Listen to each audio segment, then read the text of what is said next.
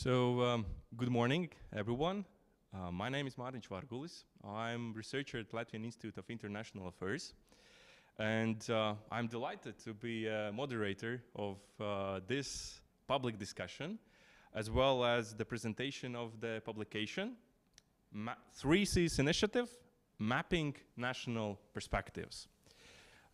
When Riga was nominated as the next host city of the summit on the 3Cs Initiative, there were several discussions among stakeholders, including the Chancellery of the President's Bureau, Ministry of Foreign Affairs, as well as local think tanks, including Latvian Institute of International Affairs, on how to promote the issue of the 3Cs Initiative, how to raise awareness of the initiative.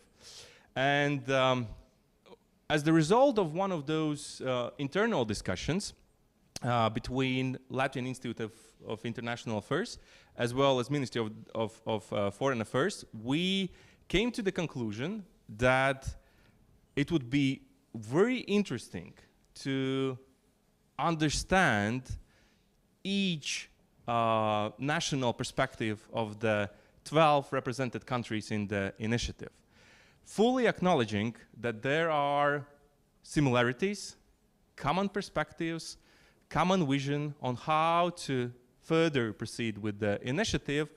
We realize that there is differences. And what this publication has clearly illustrated, differences exist. But having those differences, there are also some common challenges and also opportunities that each of the chapter describes. And I think that we have been successful in, I would say, quite a limited time frame to map those national perspectives. And to do that, we had really great and distinguished authors who contributed to this publication. And I'm delighted to have some of them represented here today that will discuss their chapter, will provide their perspective on the country that they presented also in the publication. So without any further ado, I would like to introduce the panelists. I remind you that each of you will have up to 7 minutes for introductory remarks, and then we will open e-floor for the questions and comments from the e-audience, online audience. And for those who are joining us online, please use the QR code that you will see up in the screen to raise the questions or comments that you have. So first, as the host nation, also representing Latvia, so Imants Liedis, Associate Fellow, former Minister of Defense of Latvia. Imants, great to have you here. Thank you, Martin. Yeah. I will introduce all of them, and then we'll ask Sure. for you to start to kick off the discussion. Velina Chakarova, Director of Austrian Institute for European and Security Policy. Velina, glad that you made it here. Thank you for the invitation. Great pleasure being here. Kamil Joranchuk, Managing Editor of Visegrad Insight from Poland. Kamil. Yeah, thank you. Mihai Sebe, Head of European Studies Unit at European Institute of Romania. Thank you. And last but not least, definitely, vision perspective from the outside, if I may say so, Anthony B. Kim, Research Fellow in Economic Freedom, Editor of the Index of Economic Freedom, and Manager of Global Engagement for the Margaret Thatcher Center for Freedom. Thank you, Martin. It's great to be here. Thank you, thank you. So, Imants, without any further ado, I would like to welcome you and to kick off discussion on why it's important for Latvia to host 3Cs Initiative and what's Latvian interests, ideas, also challenges when it comes to the format. Thanks very much, Martin. So it's a pleasure for me to be participating. And yes, so I would start by saying that one of the earlier challenges when the 3Cs Initiative was launched, was actually motivation from the side of Latvia, because as I mentioned in the book, Latvia, it seemed to me, in the first couple of years, didn't feel that it had a dog in the fight. You know, they were the first summit that was held in Croatia. There was a very low level of attendance, even though this was a presidential summit. And so it took a bit of time for Latvia to realize that there are opportunities in the Three Seas initiative. And I suppose that hosting the summit these days with a business forum, and a month or so ago we also had a civil society meeting. We've had a parliamentary initiative that's also joined the Three Seas initiative, which is also a novel, a new aspect of the summit. So Latvia's interests are really culminating in the summit and the events surrounding the summit these days. And I suppose what's important about this summit is it's the first post-COVID in-person summit. So, but it would have been better, of course, if there had been no war taking place, if Russia had not started a full-scale war against Ukraine on the 24th of February this year, because that has changed the agenda. That's impacted the agenda of the summit, as it has with all meetings of international organizations on a global level, I suppose. And what's interesting is that out of 12 of the Three Seas initiative countries, 7 of them are either bordering Russia or Ukraine. So clearly the Ukraine element is important. Latvia, I think, my sense was when I was looking into Latvia's interests was that the major interest is geopolitical. And in that respect, one of the important elements, and this runs through generally Latvian foreign policy, is to engage the United States, to have a US presence in the region. And this, obviously, the initiative is seen as one of the strands of improving that presence of the United States. And so, interestingly, the question of the US attendance at the summit itself was regarded as one of the first priorities, and I quote, high-level US participation. You know, a few months ago this was the main priority for the summit, and I would say that regrettably, you know, this has not been achieved because we see that there is neither a presence of President Biden. My discussions indicated that they were hoping to get Vice President Harris, but at least a state secretary. But none of those, that level has not been achieved. So I think there must be a certain amount of disappointment in Latvia in trying to achieve this aim. The other geopolitical element of the summit that and the Three Seas initiative that I want to touch on is the fact that it has been mentioned here and there that this initiative is within the European Union, because we are talking about 12 member states of the European Union, should be used as a counterbalance to the German-French motor. Now, it's interesting, I thought that this was perhaps something that was just being mooted in academic circles, but I was in a conference in Berlin last week, and one of the German participants of the conference was actually very critical of the Three Seas initiative by saying that, look, is this what Poland really wants to achieve? Because I think Poland was the driving force of this concept of having a balance against, or balancing off the French-German motor. So I think that Latvia needs to be very cautious about this aspect of the Three Seas initiative and try to play down any counterbalancing acts, especially at a time when we've got the Russian war against Ukraine, and it's very important to have EU unity and NATO unity, where Germany and France are both the lead European nations with whom we can't afford to have any forms of disagreement. And so if we're still looking at the geopolitical aspects of the Three Seas Initiative, the final geopolitical element that I want to touch on is, of course, Ukraine. Ukraine is being brought into certain projects of the Three Seas Initiative through the trust fund of the Three Seas, the investment fund of the Three Seas Initiative. There was hope that President Zelensky could attend, but obviously he's going to be making an online video appearance address to the Three Seas Summit these days. It's, of course, from the Ukrainian perspective, the good news is that last week the European Union Commission, that will also be represented here at the summit, did suggest or propose candidate status for Ukraine in the European Union. We had the visit of President Macron, Chancellor Scholz, Prime Minister Draghi, and the Romanian President to Kiev last week.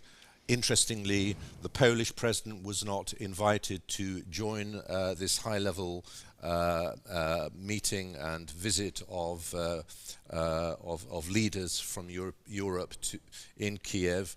So this question of giving some, also through the Three Seas Initiative, some perspective to Ukraine is important. It's something that was mentioned by the Latvian President, President Levits, in his introduction to this book, where he mentions Ukraine, Moldova and Georgia being given perspective. In my article in the book, I said that perhaps some sort of special status could be offered to Ukraine in view of their situation. So in closing, I don't know how many minutes I've used up, but in closing, I would say that the Three Seas Initiative Summit in Riga with the Business Forum is creating ripples, but not waves. Thank you. Great concluding. Imants, if I may, you in your article, and you here also described or discussed this level of participation from the US perspective, but also from Latvian. You started that from the beginning, when the initiative was launched in 2016 in Latvia, there was participation on the bureaucratic level, if I may say so. Yes. Now it's bringing up to the president, because we are hosting also because of that we are hosting the summit. From your perspective now, where Three Seas Initiative stands in Latvia, is it one of the main priorities? And how Latvian political leaders perceives initiative? What are the main opportunities that would? Well, I think as you know, the phrase about the Three Seas Initiative is that it's politically inspired and economically motivated. And so I think President Levits of Latvia has appreciated the opportunity, because it's his presidency, and I think it was a top-down decision coming from the president's lead to get engaged with the Three Seas Initiative and to organize the events these days. And I think the opportunities clearly come from the connectivity issues, you know, the economic, the investment fund, where Latvia has committed 20 million euro to the fund. But if we look at what the man in the street of Riga is wondering, well, what do we get from this 20 million investment? Because at the moment, none of the 9 projects that Latvia has submitted to the investment fund, and they're all very important projects dealing with Rail Baltica, dealing with energy issues, wind parks, and an LNG terminal. But at the moment, there's nothing that has been specifically agreed from the fund about this. So I think that Latvia still has many challenges, and the opportunities are still there to be taken. Thank you, Imants. Speaking of specific gains from projects, I think that it's good lead to Austria. That is that Velina in her chapter describes economic interest dominates, right? When it comes to national perspective, why Austria is part of the initiative. Velina, the floor is yours. What is Austria's perception? And I think that there is differences between Austria and other countries presented here and also in the initiative. Oh, absolutely. Thank you very much for the invitation. And now going from geopolitics first, we are moving to Austria's place in this initiative, where actually geopolitics comes last. And I will explain exactly why it was so. Of course, a lot of things have changed when we started writing on these contributions, and this is also something that I will reflect in this very short input. Now, first thing is that Austria, of course, sees itself as occupying a kind of a unique place within the initiative. First and foremost, because of its historical and geographic position. Why? Because Austria hasn't been part of the Warsaw Bloc, so it does not carry this, baggage from the Soviet past, where other member states are still, of course, quite coherent in their views, let's say, when it comes to the threat coming from Russia. Second, of course, is also because Austria hasn't been part of Yugoslavia, but has shared a lot of historical past with some of the post-Yugoslavian countries. And of course, third most important point is that Austria, of course, because of its central positioning at the heart of Europe, sits itself in this unique situation of a bridge builder between the West and the East. Now, of course, the Alpine Republic has benefited a lot over the last decades, specifically when it comes to many of the areas covered by the TRISIS initiative.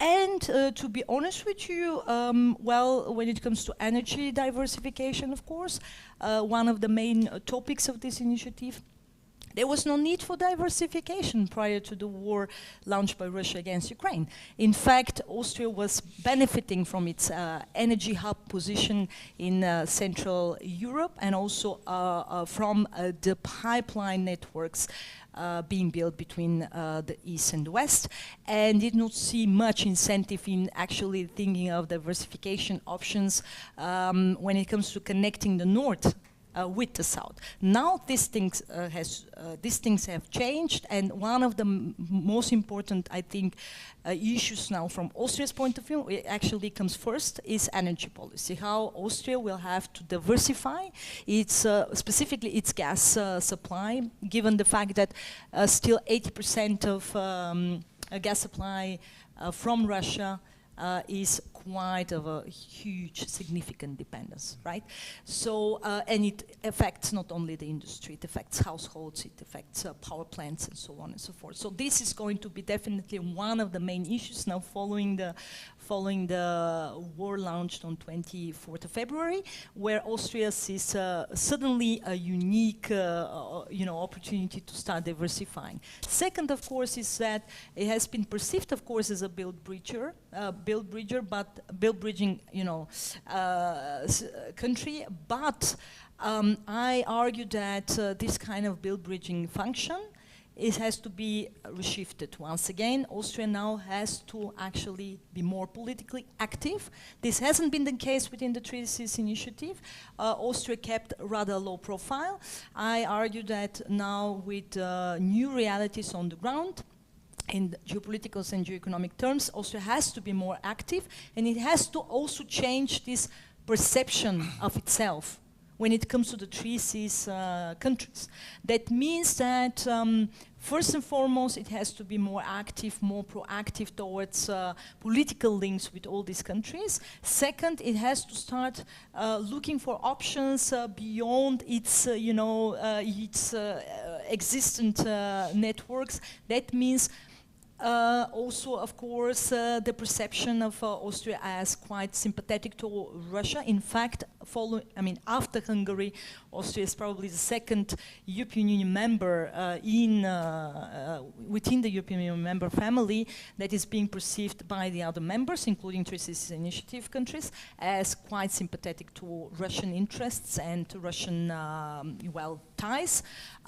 Okay, we could argue that also has a lot to do with the fact that Vienna is still hosting a lot of multinational, so that means international organizations and also regional organizations. But on the other side, of course, I think that this participation in the Three Cities Initiative would actually allow Austria to repolish, let's put it that way, to polish its reputation also as a European Union and also European country that actually acts in the interest of the European Union family.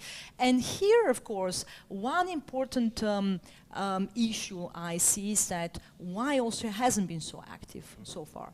Well, in fact, it was also concerned about the possibility or the risk of duplications.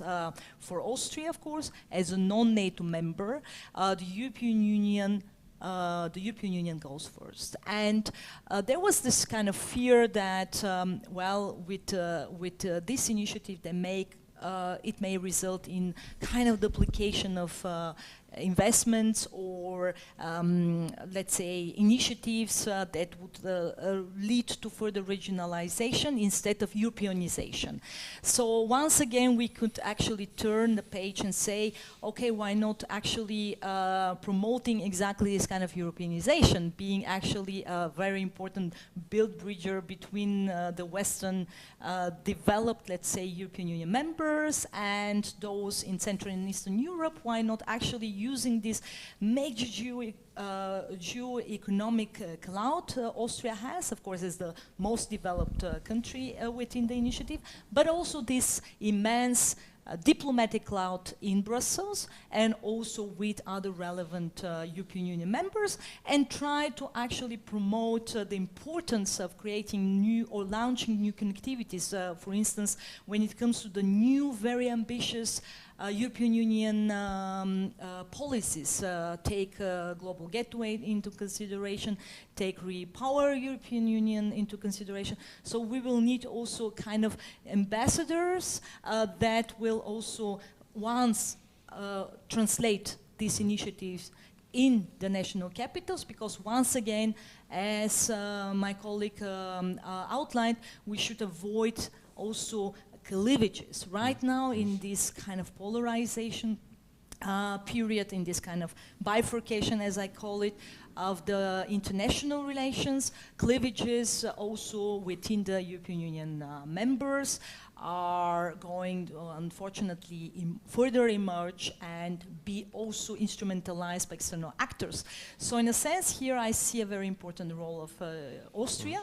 On the one side, to reach out to the other Three Cities Initiative members and also explain how important it is actually to use the tools, the instruments of the European Union. Mostly, the Three Cities Initiative is actually benefiting and capitalizing on the existent European Union instruments. These are still, of course, mostly money coming from all these platforms and initiatives.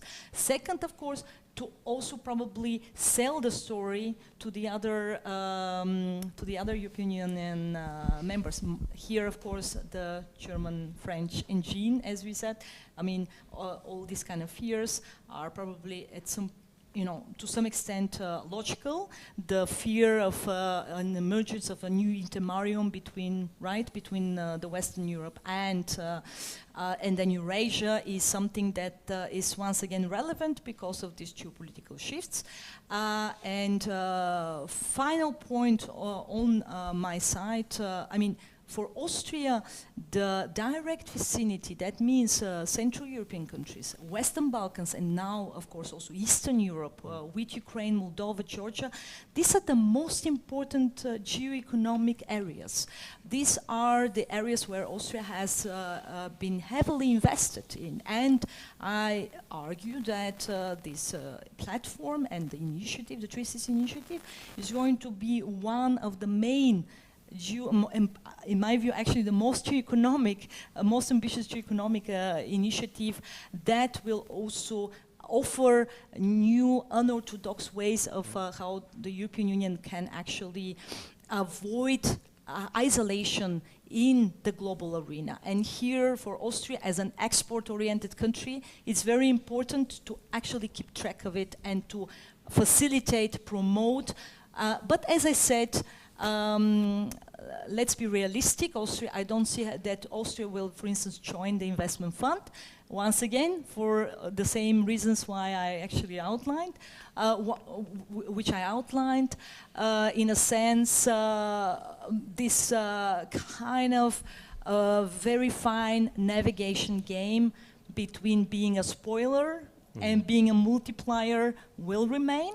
And I really want to hope that the multiplying effects when it comes to Austria's role will increase, while the spoiler effects, specifically now following the war against Ukraine, will definitely decrease. Well, Lina, thank you. And thank you for thought-provoking ideas that you outlined here and also in the chapter.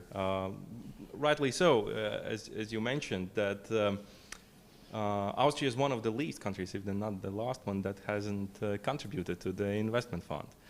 My question will be, I wanted to ask you about this Austria's perspective, but now I'm thinking, how should initiative transform to be more attractive for Austria, to invest more from Austria's perspective? What should initiative provide that could contribute to more participation from Austria? Well, here, of course, as I said, the most important point is how to actually deal with all the fundings coming from the European Union. I mean, let me remind you that hundreds of billions of euros actually were flowing into the European, into exact these countries, where at the same time there is often a kind of well, let's say, not necessarily negative attitude, but a kind of a disappointment attitude that not enough is being done when it comes to the European Union. And this kind of attitude is something that the Austrian, at least the Austrian stakeholders want to change, because they share the view that the European Union has, I mean, is obviously the biggest investor, but has in fact contributed a lot to the political and the economic reforms of specifically Central and Eastern European countries. And at the same time, we still are dealing with the same issues as 30 and 20 years ago. How these funds, how these instruments are really being implemented, what kind of level of corruption is there, what kind of level of institutions work is there in place. So in this kind of environment, I think the most important point from Austrian perspective would be, of course, how to use this momentum right now, given all these ambitious initiatives being launched by the European Union, how to actually implement them on the ground when it comes to the interests of the Treaties Initiative. Instead of duplicating things, instead of trying to launch alternative things and more investment instruments, to actually first and foremost make sure that the existent ones are really being implemented, because some of the members of the Treaties Initiative are still, tackling with issues such as how to cope with the funds.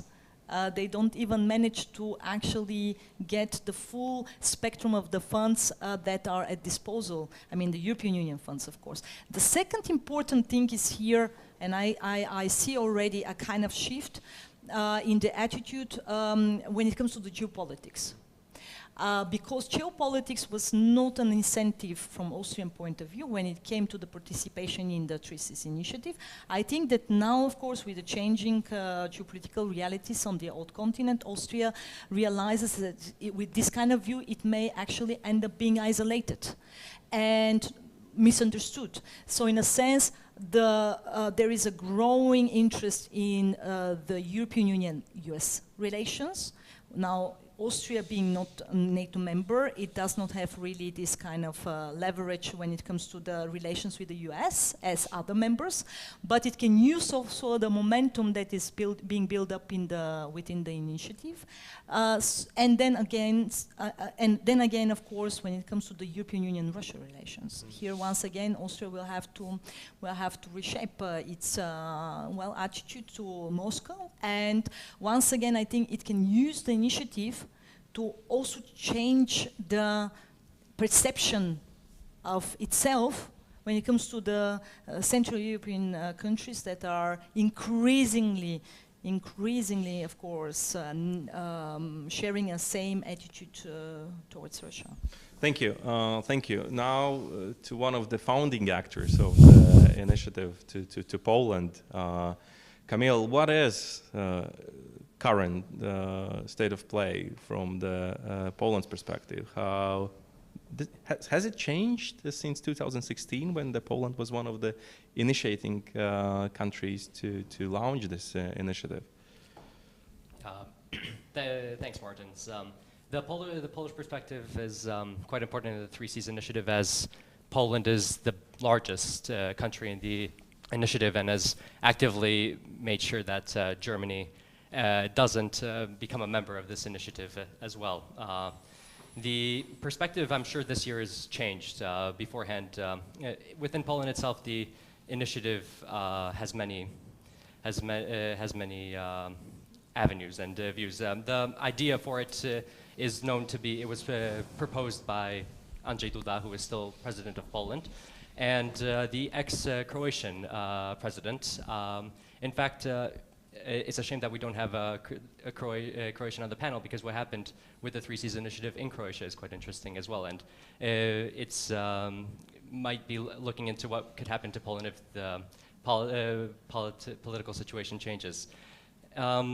This is the current government in Poland's initiative, really. The idea beforehand was, of course, the East-West Weimar Triangle, for example, the French getting closer to France and Germany, and that has to do with their more European outlook of the previous government. And the current government has a more Eurosceptic view, but also emphasizes the regional aspect. First, the Visegrad 4 cooperation, which was always Poland's priority and could be considered the first Central European sort of informal cooperation. And the Three Seas initiative sort of came after that as a sort of maybe even advancement of the Visegrad 4, as we were having numerous V4 plus. In Romania, there were questions about Romania joining the Visegrad. In Slovenia previously, also talks of that. So the Three Seas initiative could be an answer to the fact that the region has wider perspectives, and of course the V4 is quite set in its ways. The initiative itself comes also from the fact that the East-West connections have grown with the European Union through the funding as well, but the North-South connection was very much underappreciated. There are none. To go from Tallinn to even to Warsaw by train is impossible without going through Minsk, and a road that connects all the eastern flank of the Three Seas initiative also doesn't exist, the Via Carpatia. And the Three Seas initiative in Poland, or by the Polish government, has been used as a way to get these projects that haven't gotten EU attention or regional attention, to sort of bring these projects to light, or to the region's attentions. For example, the Via Carpatia, the rail connection as well, Via Baltica is quite important for Poland as well, and the the current state of the initiative is problematic, of course. There are the Polish Investment Bank, along with the Romanian Investment Bank, started the Three Seas Initiative Investment Fund, which still hasn't gotten Austria's funding, Slovakian funding, and Czech funding, state funding, which all three of those countries joining the investment fund would be a prerequisite for the US, for example, giving seed funding. And it is thought that if the US gives seed funding, then a lot of international private investments would follow afterwards. And as we just heard from our Austrian colleague, and I'm sure if we had our Czech or particularly Slovakian colleague, we would hear as well that that's not going to happen anytime soon, unless maybe something changes. I think the Ukrainian perspective now has really revitalized this initiative, as we have the Bucharest 9, which is a military component. The Three Seas Initiative doesn't have a military component to it, but it's no secret that militaries need infrastructure to move between borders, and the lack of any substantial infrastructure between on the north-south eastern axis does make NATO planning much more difficult. So of course this could actually push the initiative forward, or at least Poland's projects forward. On the political level, within Poland itself, the Three Seas Initiative has issues being sold to the opposition, which is why I'm very happy. I think it's very good that the Latvians have done this parliamentary meeting aspect of the Three Seas Initiative as well, because within Poland, the opposition has been sort of left outside of this, as well as the civil society, which is why it's also good that President Levits has initiated the first civil society forum, of which I attended last month, and I hope that the presidents do take our recommendations into account. I'm afraid that if in Poland, if the governments were to change, as is the natural democratic process, because of the lack of any knowledge whatsoever of the initiative, or the connotation, which in Central Europe has been an issue, the connotation of this initiative with this government, as well as anti-European, perceived anti-European Union perspectives, that the initiative could just go into obscurity and just completely dissolve away. Which we already see in the new government in Slovenia. Janez Janša was quite pro Visegrad, the Visegrad for, and also did quite a bit for the Three Seas Initiative. And then when we in Visegrad Insight, the magazine I'm managing editor at, when we interviewed the current government on the Three Seas Initiative, it was clear that they viewed it as the current government's and almost anti-European Union in a way. So that is definitely one of the biggest challenges that Poland, particularly, has to fix. Yes, thanks, Martin. Thank you, Kamil. In your chapter, in your speech right now, you are thinking about the regions, and there's the concept, if I'm not mistaken, macro region that you use in your chapter. Yes. And you are arguing that Three Seas Initiative could be as a macro region. And in order to do that, two words have been used: operationalize and institutionalize, right? Yes. What do you mean by that in practical terms? What would take to do that, to bring Three Seas Initiative to the macro region level? Yep. Thank you, Martin. Bringing the Three Seas Initiative into a macro-regional level would tie it to the European Union officially, but also would leave all the agency to the countries themselves. The macro regions, there are currently 4, and all of our countries, of course, except for the U.S., belong to one or the other macro region, or even 2. These macro regions are quite innovative in the way that they bring all levels of society to the table to discuss projects that are of common interest. And the Three Seas Initiative, of course, has these: the connectivity, energy, and digitalization. Those 3 aspects, I think, are could easily be the basis of a macro region. And then it would also be not just limited to the presidential level, which I think is one of the most limiting factors in the Three Seas initiative, that this is just a presidential, because other than, honestly, Romania, I think all of our countries don't have a more of a ceremonial role for our presidents. So while it's nice that they're all meeting together, these are not the seats of power. And of course, in our countries, the European Union funding, as my Austrian colleague over here mentioned, is the main driver of funds. And one of the issues with funds, European funds, is the fact that it's the member states themselves that decide what happens to them. And while in Western Europe with these larger countries, it makes sense to have such a national engagement. In our countries, Poland, of course, is by far the largest, but still half the population of Germany.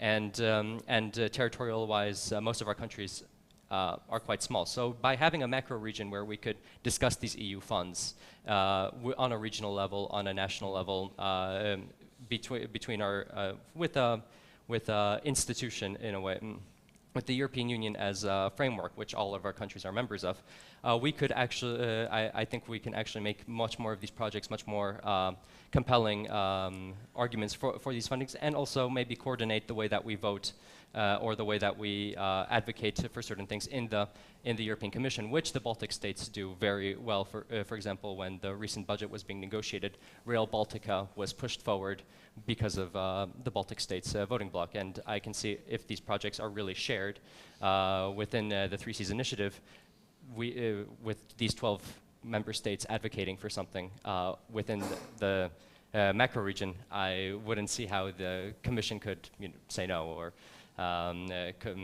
could limit these projects. I think one of the common elements of most of the chapters was that the need for secretariat at the initiative, right? That could also lead or help in this regard. Coming to the one of the southern partners of the initiative, to Adriatic Sea, Romania. Mihai, what is the national perspective of Romania in this regard? Thank you very much. First of all, when we speak about the Three Seas initiative and Romania's perspective, we need to have in mind the fact that, at least in the last decades, Romania's foreign policy has been more oriented toward maintaining status quo. And what do I mean by that? After joining the EU and joining NATO, Romania, as many countries in the region, have found themselves at the apex of the security from the economic and military point of view. So basically all the policy initiatives have been, and all the energy has been maintained in order to maintain this level, high level of security and high level of economic development. From that point of view, the Three Seas initiative has been perceived more or less as a logical development of an already strong partnership with Poland. We already have strong ties with Poland since the interwar period, and Poland has been our first and truly strategic partner in the region since more than 100 years. And from the point of view, the Three Seas has been seen, as mentioned before, as an evolution of this partnership. But we need to reflect also on the fact that in the beginning, Romania's interest in the Three Seas wasn't necessarily highly developed one. For instance, in the summit in Croatia, the representation was at the ministerial level. However, as time went by, we understood the fact that the Three Seas, in fact, can help boost our security, and the Bucharest Summit 2018 had been the witness of this increasing evolution of our interest. But what do we need to have in mind is, from early beginning, we have tried to separate the economic and the security perspective. Every official declaration not only stated that the Three Seas is only a regional civilian development tool, a tool meant to create cohesion and development in the region, while all the security aspects were relegated to the Bucharest 9 format. From the point of view, this need of clarity has been emphasized from the beginning. Recently, the main focus of Romania has been, as mentioned, the interconnectivity, the need to develop north-south transportation, and also the impact and the importance of energy security. From BRUA, for instance, and more recently, we have started having discussion back home in Bucharest on how Romania can become a regional hub from the energy point of view, especially the nuclear sector. Recently, we have been in discussion with our American partners in order to invest and create back home these small nuclear reactors. And a lot of optimistic official declarations say that Romania can, in a couple of years, become an expertise provider in the region in this question of nuclear energy and this type of nuclear reactors. From the point of view of what do we expect now from Riga, the interconnectivity is important in the context when, given the Ukrainian war, we have seen that the logistic in our region is insufficient and we need to develop more. For instance, we have the problem with grain transportation from Ukraine that is blocking the ports and affecting the global food security. And for that point of view, the Three Seas initiative can be seen and is seen as an antechamber of the EU membership of Ukraine, Republic of Moldova, and Georgia. Connecting and adding these countries and their important geopolitical position to the Three Seas can help develop the region. Also, we need to have in mind when we speak about the Three Seas the fact that mobility is important from the security point of view.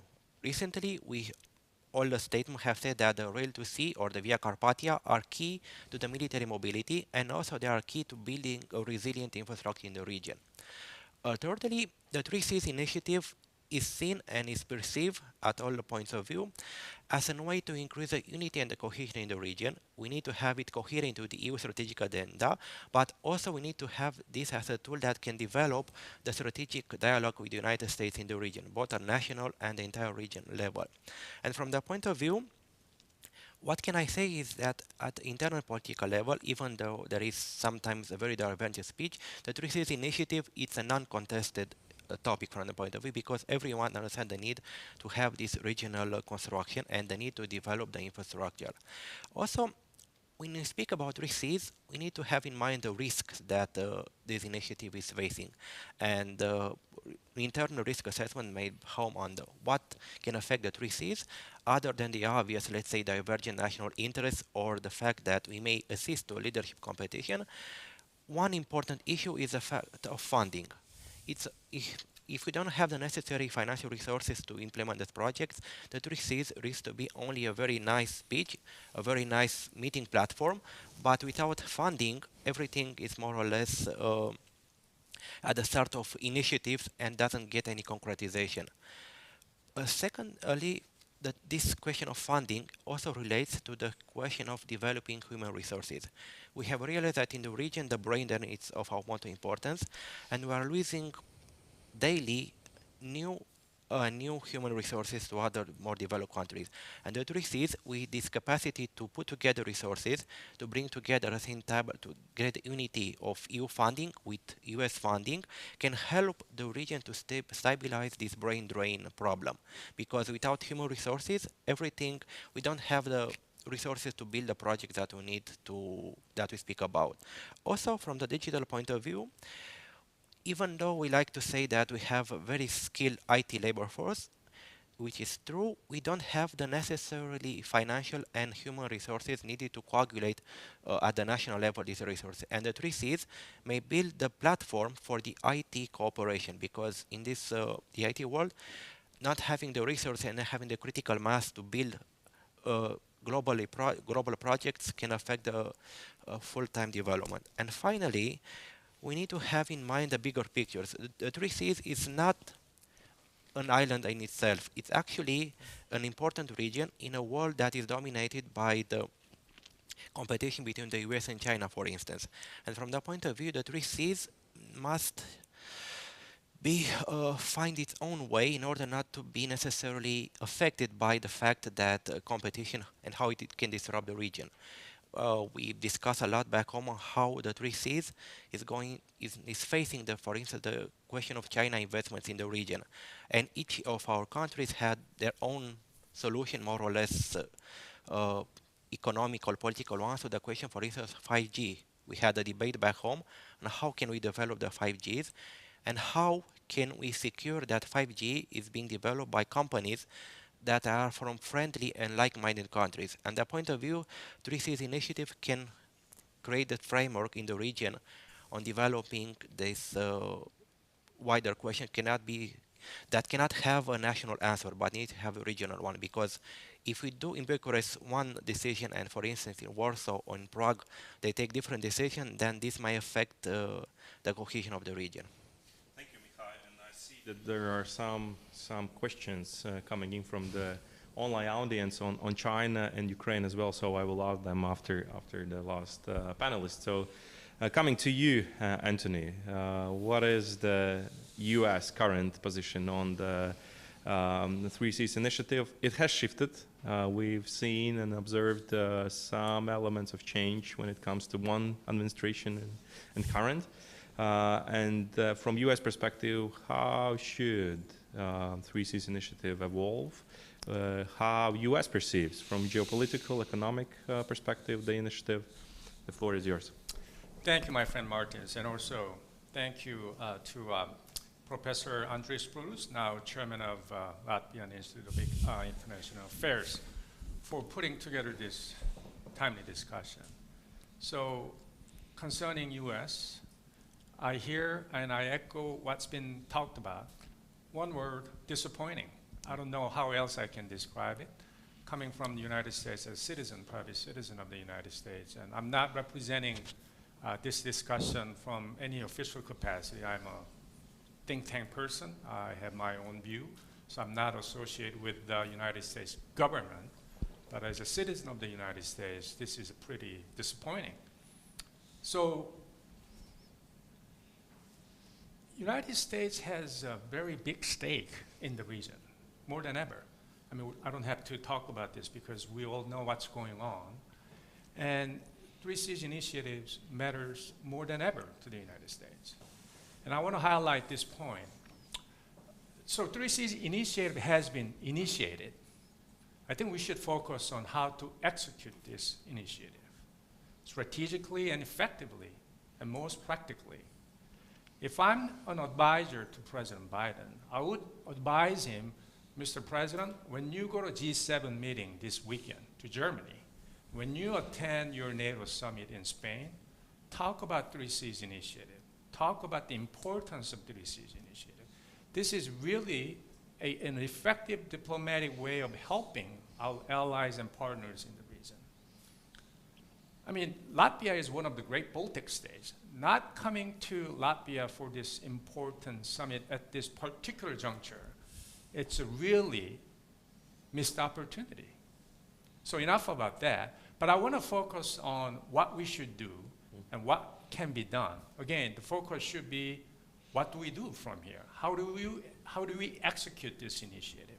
I mean, you have internal discussions and problems and whatsoever. I mean, I'm not here to solve that problem. I don't have that capacity, but I think we can all focus on how we go from here. So I was counting, so 12 countries in the Three Seas initiative in the United States, a total of 13 countries. So this is the 7th gathering since the establishment of this initiative. It's kind of midpoint, right? So we have, let's say, 5 more or 6 more, summits, including hopefully one in the United States eventually.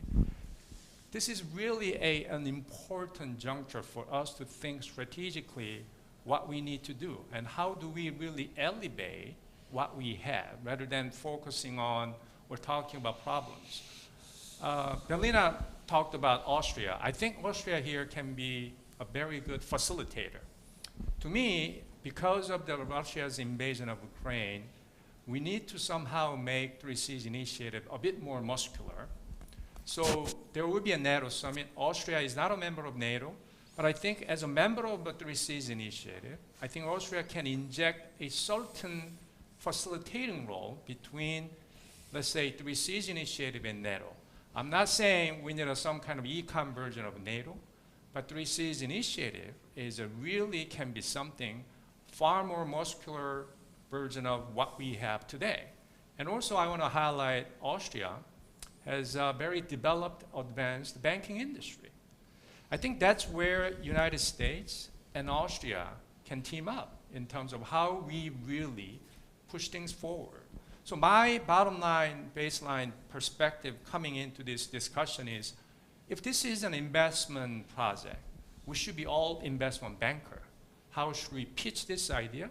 If you go to New York City, Frankfurt, London, how are you going to pitch this idea to really raise fund and then the actual action plan?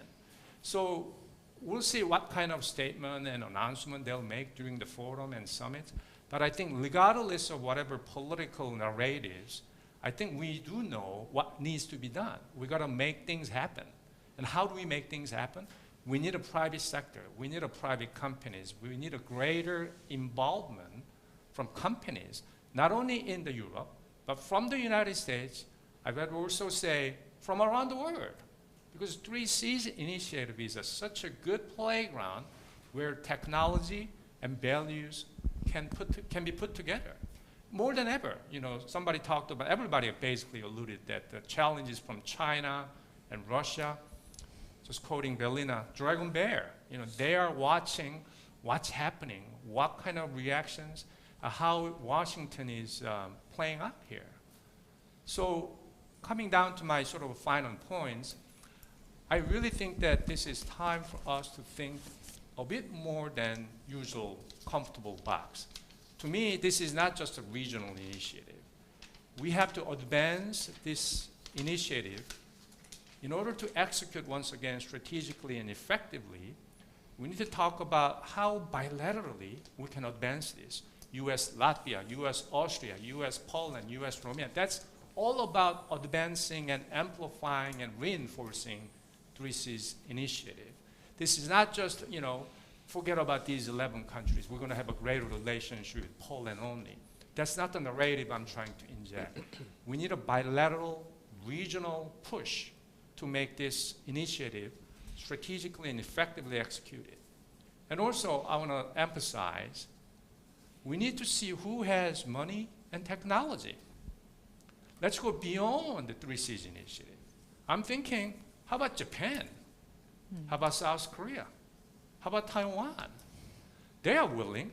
They share the values that these 3Cs initiative countries are representing: democracy, free market, and human rights, more than ever. So why don't we invite them? Why don't we visit them? Why don't we talk about specific projects?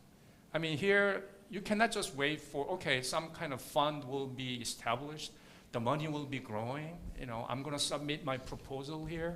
No, we gotta be a lot more proactive to execute 3C's initiative more strategically and effectively. So we don't need annual gathering in a way. This can be a constant, ongoing basis kind of discussion. Poland can visit Taiwan, Poland can visit South Korea. Austria can have a discussion with Japan to talk about some kind of banking and, you know, in the context of 3C's initiative project. So although I'm the last person of this discussion, I'm not here to conclude what we need to do. This is only the beginning of many things we can do probably. And I think this is why this book really matters. And also one last point is that this November, United States, Washington, D.C., because it's happening in Washington, D.C., I say in Washington, D.C., we'll have another political circus. That's a midterm election. November 8th, midterm election. And right after November 8th will be the beginning of presidential election.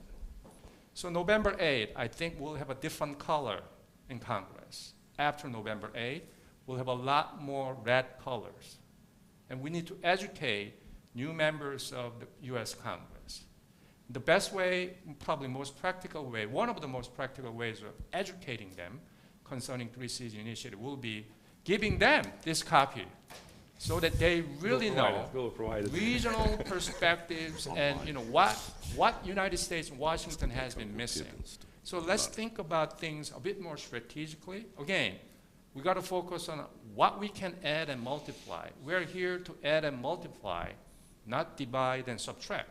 So let me just stop right there. I'm sure we have a lot more questions here. Yeah, okay. I think that the panel is getting more organic and trying to interrupt and ask questions. That's good. Just follow up to what you said and about the disappointment.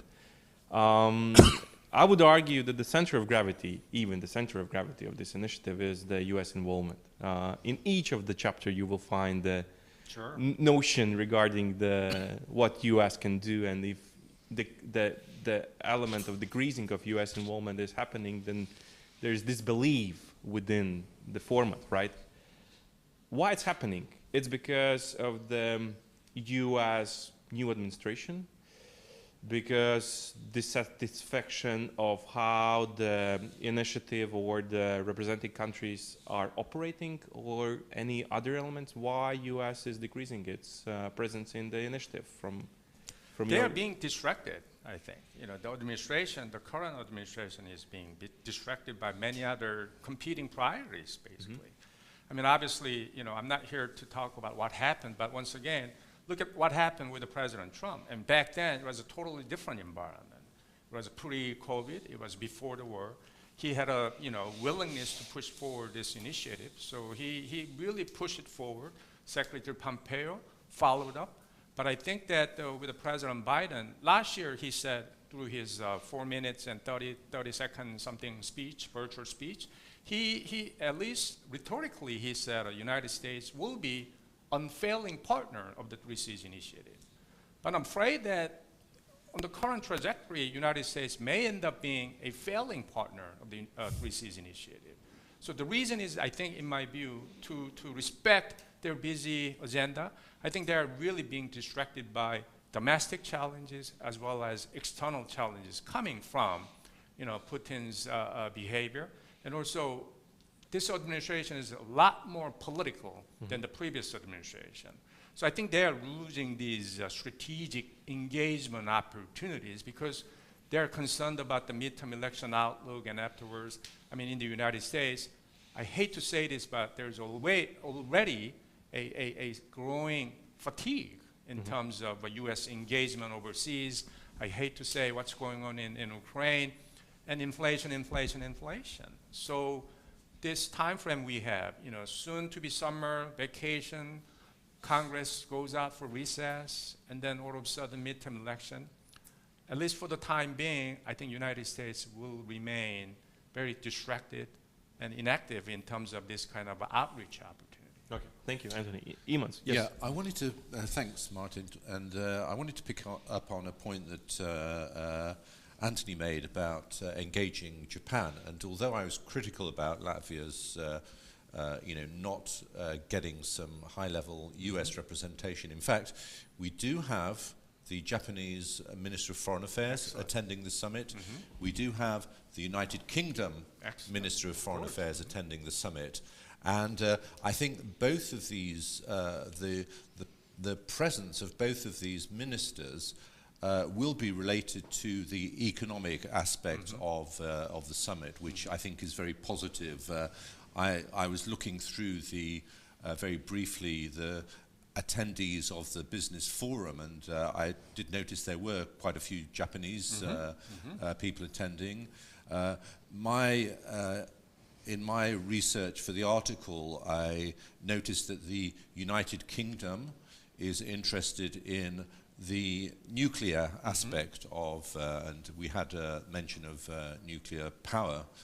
So there are specific areas of interest which I think can be engaged. So I think we're already looking at, you know, engaging other like-minded democracies outside of the specific region, as well as, you know, the United States. And it's right that the German Minister of Foreign, the German President will be attending these days the summit. France was invited, but of course, yesterday we had the second round of the elections of the National Assemblée Nationale in France, and so you know, the French engagement has not really materialized these days. And thank you, Imans. I will pick up some online questions, and one, well, not surprising, is on Ukraine. It's what are the alternative solutions for the grain deficit that the whole world, and especially states in the deep poverty, are facing due to the war in Ukraine? How countries are planning to address this issue? I think it's a very specific one, but going back to the Ukraine for membership, specific status. What's your take on that? What would be your suggestion regarding what should leaders discuss today regarding the Ukraine? I would like to Mihai to respond, as you mentioned in your speech about the Ukraine. Actually, recently, our president, before coming to Riga, said that Romania is going to support interconnectivity with Ukraine and also with Republic of Moldova and Georgia, and the three Cs can play this crucial role in securing the transportation lanes from Ukraine to other regions of the world. So from that point of view, I don't see any problem. In fact, helping and extending the three Cs to Ukraine, Moldova, and Georgia might be beneficial for all. At the end of the day, the three Cs has this advantage of flexibility. It's being an informal political platform, and maybe the fact that we have a bureaucracy may actually help expand it to the three countries. So from that point of view, it's only natural and logical to have the three countries in the three Cs initiative as an antechamber of things to come in the future. All of the panelists share the same vision. Austria, I think that here are some differences, right? Austria is very supportive of Ukraine's membership perspective. However, Austria is also cautious in the sense that it does not want to see a membership perspective for Ukraine being detrimental to the interests of the other candidates in Western Balkans. As I said at the beginning, after the Visegrad countries, the second most important region for Austrian economic and geopolitical interests are the Western Balkans and then Eastern Europe. So it will provide, of course, the necessary support. The same goes for the Three Seas initiative. Currently, Austria is also hosting the Central European Defense Cooperation with the Visegrad countries, Slovenia and Croatia, and also once again there is a discussion to because we are talking a lot about invasion, to invite the Ukrainian officials to this dialogue, which is specifically dealing with defense issues and how to, actually implement European Union defense projects. Here, I mean, once again, Austria will be probably a little bit, playing the spoiler effect, in a sense that it's still not very clear about the position, the clear, position when it comes to the members' decisions on the candidate status. But I expect that when it comes specifically to the issue of, let's say, the exports of, for instance, commodities from Ukraine, there has been a very important summit organized by Austria, international summit, and a lot of international or regional organizations meetings in Austria, and the government is currently already preparing a plan how to cope with these issues. So we are already in a mode of preparations for what will happen in the next few months. And now from my personal point of view, because I also wrote an article on specifically that that matter, and I was actually pointing to the commodities war launched by Russia against the West already on 24th of February. So in a sense, in fact, the decision makers lost a little bit of time to prepare it, to recognize the issue, and now they are dealing more or less with the effects from this I argue deliberate decision to blockade exports and to create a situation for the decision makers in the West. On the one side, because Russia will seek to link the exports of important commodities to lifting of the sanctions. On the other side, because the pressure coming from the world, specifically from countries that are so dependent on these exports, for Western decision makers to come up with a solution to also, deliver probably some commodities to them in order to, at least in the short term, to deal with the situation. And then, of course, politically, at the level of UN and other international organizations to provide the necessary support. I think that this has been a little bit overlooked at the beginning because of, obviously, of the situation in Ukraine and specifically the military assistance. But now I argue that Austria, together with the other member states, will simply have to come up with a coherent solution on that matter and we should avoid any cleavages in this regard. Thank you, Valina. Another question on China. Elephant in the room, if I may say so. And I would like to hear more your, Anthony, views on that. How China perceives the initiative. I mean, there have been many articles arguing that Three Seas initiative is kind of a response to the 16+1 or 17+1. From your perspective, how China perceives that as a rivalry or also an opportunity? At the very beginning, I think Beijing was viewing Three Seas initiative as a potential opportunity for them to kind of, come in eventually. But since the beginning of the Three Seas initiative establishment, we have a COVID, we have this invasion of Ukraine. So the setting is completely different. I don't think there's any chance for China to come in with whatever their technology and money.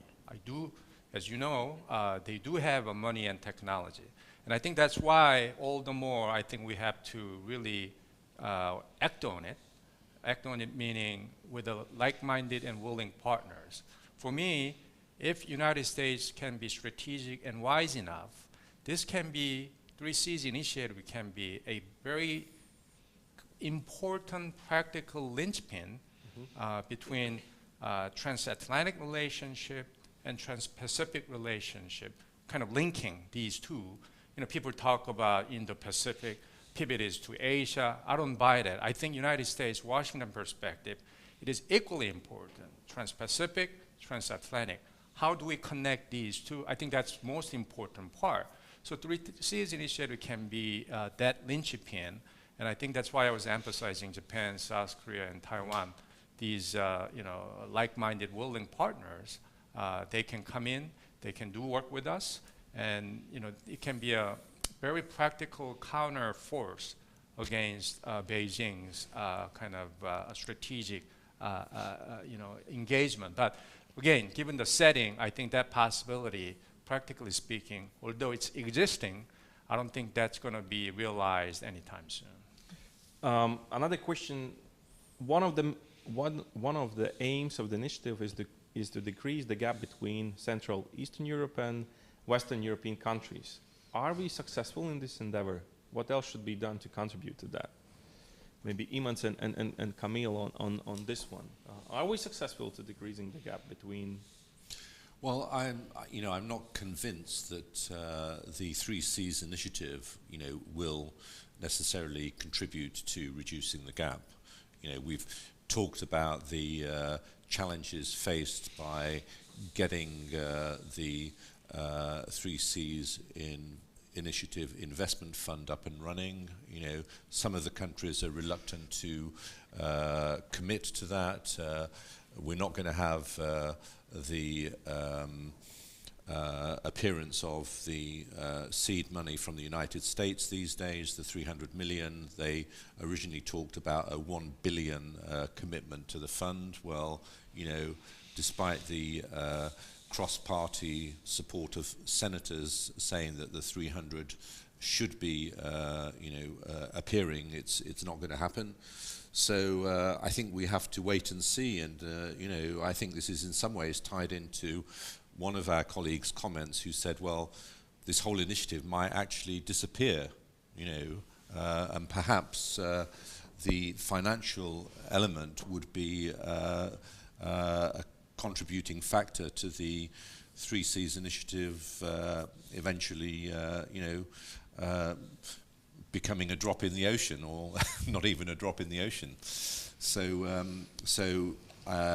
it's a good question, but I don't see personally that although Latvia has committed the 20 million euro.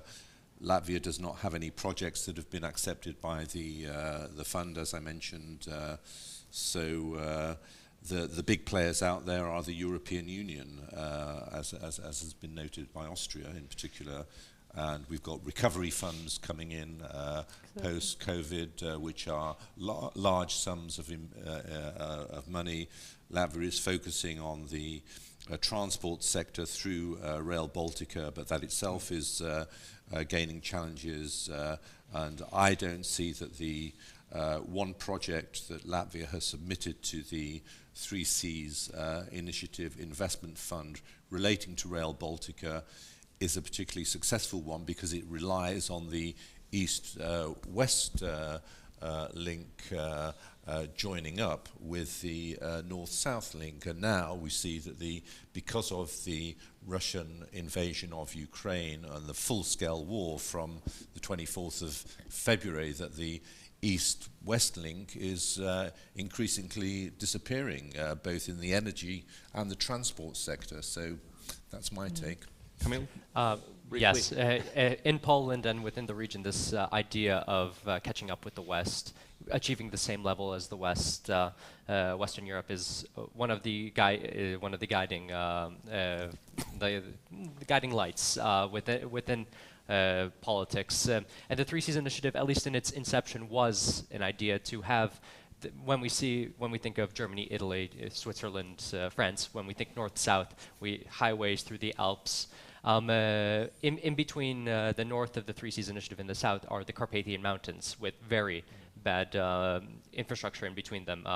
I personally come from the south of Poland, and we have very bad connections with Slovakia because of the mountains. And so, especially with the projects that Poland has submitted, the rail and the road connections, this has the aspect of achieving Western standards in infrastructure, I guess, in between our countries.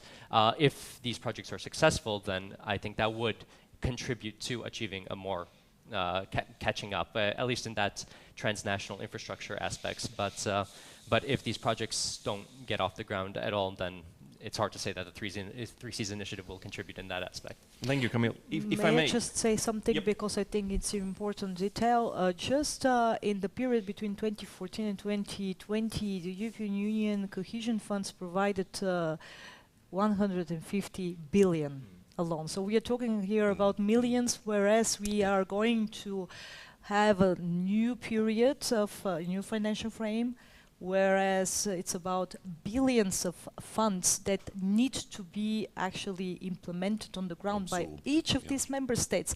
So here I think the most important point would be to synergize, to see, because they go beyond the borders when it comes to rail, when it comes to, well, these corridors, important transport corridors, but also LNG, for instance. Now in the south we have already an LNG terminal in Croatia, but we don't have the transport network, for instance, for the neighboring countries that will probably now be in the need, like the case with Austria.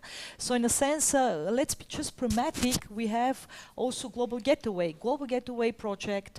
I mean, this ambitious initiative, which in fact was launched because of BRI, because of China's BRI, entails 300 billion euro. 150 billion are dedicated alone to Africa. That would mean north-south connectivity and how to connect with Africa. Another 150 billion are still on the table, and once again, the countries with the 3C initiative could take take some action in how to synergize and propose something relevant for all of them, or let's say majority of them. fully agree with and subscribe what you said, but I would also argue that that would require specific countries, including Austria, to contribute to the initiative, right? But I think that we are coming. Absolutely, but Austria sees itself also in this particular situation, in this family of 12 members, as the NATO, NATO contributor to the funds, which also puts it a little bit, in another dimension when it comes to the other members of the 3Cs initiative. So in a sense, once again, it can be a useful mediator or useful bridge builder. Definitely. In order to actually make all these funds not just available, but to get these funds implemented on the ground. A lot of these funds are simply not, being used for the lack of administrative capacities, for the lack of, as we already heard from the Romanian colleague, we have a big issue with brain drain. We have an issue with administrative capacities on the ground. We have an issue with institutions, how they work, and so on and so forth. So in a sense, a lot of these things are actually self-inflicted. Okay. Right? We are coming to the end, colleagues, and I found this question very interesting. In just 3 words, and by 3 words I mean 3 words, what would be your wish for the next 3Cs initiative? Start over there. Yeah, let's start. So I have more time please, to think. With 3 words? 3 words. Uh-huh. And what's the question? What's your wish for the 3Cs? Wish, okay, yeah. For the next year. Programmatic, resilient, and then outcome-driven, not output-driven. Oh, great. Mihai? Powerhouse of the EU, main concept. The 3Cs can become this powerhouse inside the EU. Resilience and better administrative capacity. Camille? Cooperation, EU, and infrastructure. My 3 words are pragmatic, geopolitical, and geoeconomic. Great. Oriented. And the host of this year's summit? Geopolitical, of course. Support for Ukraine. That's 3 words, I know. And survival of the 3Cs initiative. Well, thank you, colleagues. I would add and conclude with my 3 words. Desire. And I think that some of the countries, I will not name, desire has been declining, but I think that there's still room for improvement and also to be a success story when it comes to all member states participating and desiring to participate. Ambition, currently set the high ambition, I mean, to be attractive for not only the 12 countries, but also the outside, not only in the region, but also Japan and others that was described. And involvement. I think that all of us could agree that we have to involve and contribute more to be successful in this regard. So thank you, colleagues. Thank you for contributing to this discussion and also to the publication. Once again, I would like to say our appreciation for the supporters. First, the main supporter of this project, Ministry of Foreign Affairs of Latvia, and particularly for this public discussion, Polish Embassy in Latvia. So thank you once again, and I hope that this was a launch of the 3Cs initiative discussion in Latvia and Riga this week. Many more to follow with the business forum and the summit itself. So I think that we contributed and raised awareness of this initiative. Challenges, opportunities. Keep working. This is just the beginning, as some of you have expressed. Thank you. Thank you, Martin. Thank you. Thank you very much.